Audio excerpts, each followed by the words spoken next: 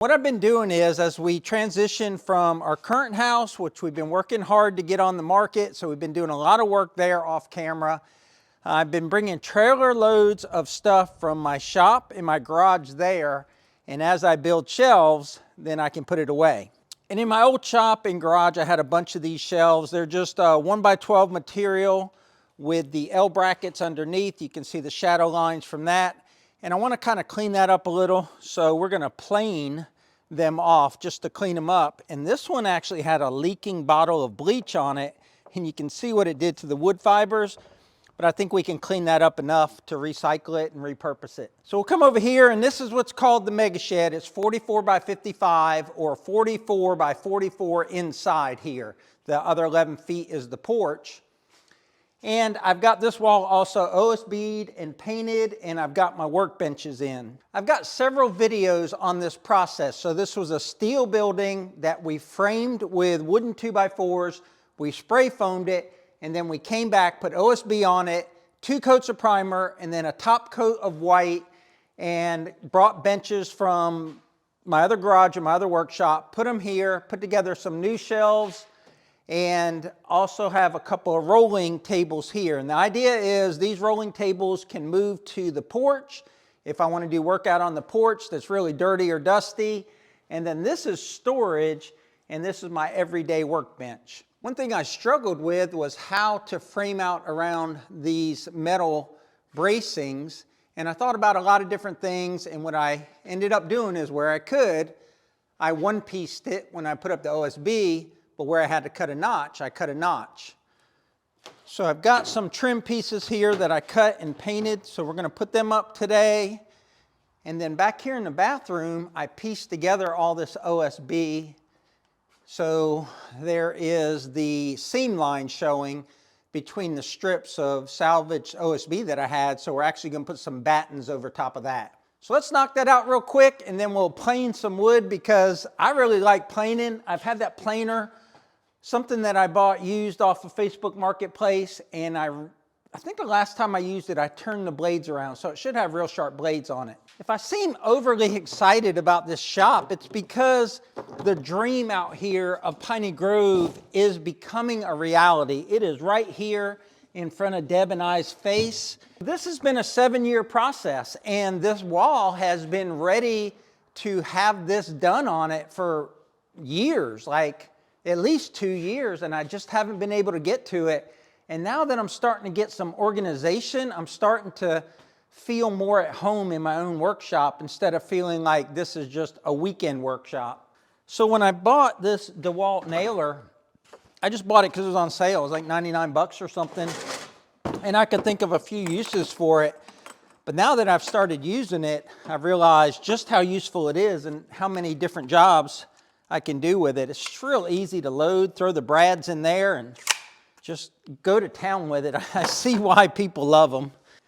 But this should make quick work of putting up this trim. And I'm not going to spend a lot of time on this. I cut these, I think they're 2 inches wide. Just going to kind of line them up to cover up that gap, and then hit them with a brad, and that'll be it. Just kind of line it up, half and half on the split line. And okay, be honest, what would you guys do if this was your shop? I said that I was going to put these little pieces of trim up here. Deb's like, it looks fine, it's a workshop. And she's exactly right. It is a workshop, but this is my dream workshop. And I think the little bit of effort it took to cut these pieces of trim and prime them and paint them and stick them up there with 6 brads with the little brad nailer is worth it. You watched me put that up there, saw how long it took. Doesn't it look better? I'm even going to put them up here where it's covered with OSB just so it looks the same across the whole shop. I hunt a local Air Force base, or I used to, and I got to know the areas pretty well, but I never really was able to pattern the bucks. And they wanted to knock down the number of the deer in the flight line area, and that's where the jets take off. They have fighter jets there. I knew how to hunt this area. I had taken some deer from there, but I was looking for a new place to hunt, and it was late. I only had maybe an hour left or so, and I went down this road, and I'd get out of my truck, and I would run in the woods and just look for a deer trail. And I didn't see anything, and I'd go down 100 yards and run in the woods and look for a deer trail. And I finally found where there was a couple of tracks, and it was a place not too far where I had hunted before, but I knew the general area. So I saw a decent trail, and I had a climber stand. I climbed up a little pine tree, just kind of out in the middle, no cover behind me, just me sitting up about 20 feet in this pine tree. And I wasn't up that tree more than a couple minutes when I saw some movement, and coming down that trail was 1 or 2 does. And we were allowed to take does in this area, so I was thinking, okay, I mean, this is going to be a quick hunt. And the does started coming closer, and then this guy was behind them, and they were just walking down the trail calmly. And I looked at him through the scope. We have to use the shotgun there, so you don't have high-power scopes on a shotgun, and you have to use slugs if you know what they are. So they got to be pretty close. And I looked at him, and I was thinking, oh, it's just a little buck. He was just so far away, I couldn't tell. And he got closer, and he got closer, and I saw that it was a really, really nice Florida 10-point. And he turned at 30 yards in front of me, and I shot him. He went down right away. And I only had to drag him like 30 yards out of the thick stuff to the edge, and I was able to back my truck up to him. And it was the first big buck that I had killed in Florida. So I won't turn this into a deer hunting video, but this buck here is my best buck ever. It scored 126. Totally different story than the other one, although it was killed very close to the other one. But this one I worked all season to finally score this buck, and I'll never do that again. It took the fun out of it. I hunted this particular buck all season, hunted when I didn't want to hunt, sat when I didn't want to sit, and got him on the most unlikely warm, humid morning when I was just disgusted with hunting. And I got him, and it's a great buck, great trophy, great story, but I don't know how people like dedicate a whole year to one buck and just sit and sit and sit and sit and sit and pass things up and don't take other opportunities. So after that one, I'm glad I got him, but I'll never do that again. I got this piece of cedar from Piney Grove. When we first bought the property, there was a bunch of cedar logs on it. So I actually took my chainsaw and ripped down some logs into boards. Very rough. You can see like there's a 1/4 inch cut right there. And I just put them off to the side. And my friend had got stranded out on an island because the tide went out and his boat was high and dry on a sandbar. So at night I had to load my boat and go get him, and he said he owed me a favor, and he's a woodworker. So he joined it together, the 2 boards together. He planed it down, and it's got some of the rotten pieces and stuff in there, but it's a real unique piece. And we used it for another project, but and so it's missing this corner here. So I'm going to cut this off right there. I'm going to mount it right under this shelf, and then I'm going to put our YouTube play button and this deer management award that we got for managing a property. I think that'll be a cool little conversation piece right there. This isn't a radial arm saw, it's just a chop saw, so it's not gonna be deep enough to cut this, so I'm gonna have to cut it from both sides. But it's okay if it's not perfect, because you can tell there's a lot of imperfections on this board.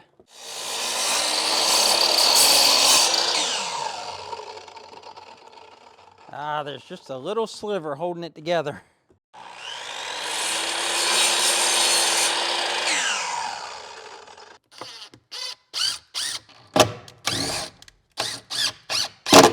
All right, guys, I think it's looking pretty good so far, and this is probably the first time anyone has seen this other than me and Deb.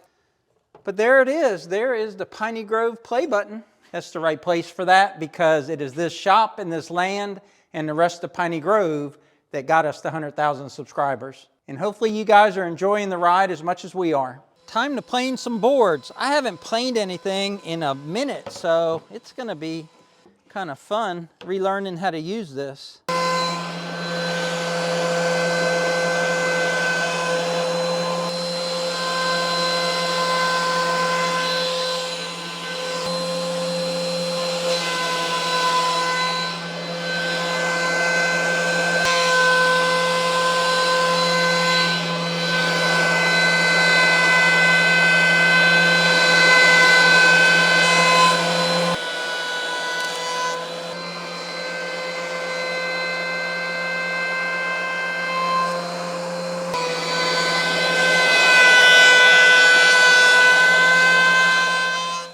So that was the worst board that I had. I used to store my chainsaws on this, and when they'd leak bar oil, it would get into the wood grain.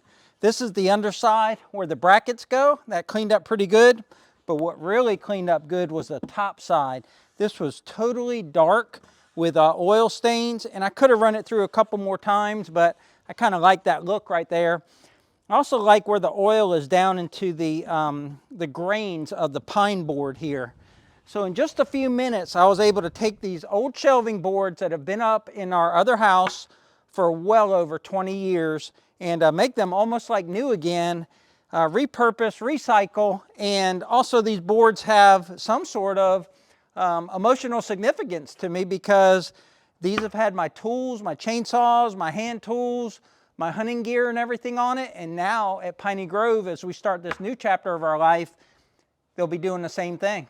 It's so fun to take a dirty board like this that's been, used before and then make it almost like new. All right, we're ready to put this shelf up, and that's the way that I do it. I put it on a flat surface. You could put the brackets on the wall first, but I found it's just easier to do it this way. I've got it lined up with my wood stud there, my metal stud here, and my wood stud here, and this will go up pretty quick. So I'm going to have this shelf at 16 inches to the bottom of the shelf. And I actually wish I'd run this one through the planer again, but as Deb would say, it's a shop shelf, don't worry about it. All right, now to put in some metal screws, and they are not fun at all. So for this one, I didn't capture it on camera, but this goes into the metal stud. So I've got the 2 1/4 metal stud behind here and the OSB, and I use these self-tapping screws, but they don't work real well to self-tap in that, and I end up like breaking the end of them off. So I pre-drilled all of these with a 1/8 bit, and then they go in a lot easier, and I got good torque on them, and now this shelf is installed. I showed some pictures of the shop on Facebook with the other bucks on it, and one of our regular viewers on Facebook said, those mounts should be in the house. And that's where they were. They were in my office in the house. So the realtor wanted the deer heads out for the picture taken. And then, so I decided to bring them here to Piney Grove. And then Deb said she really didn't want them in the new house. She's not offended by it. She supports my hunting and she eats the deer meat as well. In fact, we may have deer tacos tonight. But happy wife, happy life. So that's why all my deer heads are here and not in the house. So I'm hoping they don't deteriorate because they've been in a conditioned environment ever since, this one is, this one's 15 years old or more. I got another one that's closer to 30 years old, the one I'm getting ready to put up. And I'm hoping they last a long time out here, even though it's not climate controlled out here. But even if they get a little bit ragged and worse for the wear, I'll still be able to remember the hunt. So I've got a quiz for you. One of these deer heads is not like the other. And that would be this one right here. And can you look at it and tell why it's different, how it's different, or what I'm talking about? Should be able to see it good right there. Should be able to tell right there. They're not heavy at all. It's styrofoam mount. If you've never had any mounts done like this, it doesn't take much to hang them. I've literally poked holes in the foam with them. I guess that's good to keep the head even with that one. Do you know what it is? Leave a comment down below if you know. And I'll come back in a couple days after the video's posted and tell you what it is. And one day I'll tell the story. That's a great story on that one. That was back when I was in the military and stationed somewhere else, not in Florida. I think I found a way to make this look better. Is this short shelf right here put in between the two deer. And that way anything I put on here won't detract from the mounts at all. All right, guys, that's all I'm going to get done in here today. Leave a comment down below. How do you think my shop's coming along? To me, it's finally realizing the dream of having an orderly shop with some man cave type items in it. I'm really liking it. I'm digging it. But that's going to wrap it up for today's video. We'll catch you guys on the next one. And until the next one comes out, check out these two videos. They're pretty awesome too.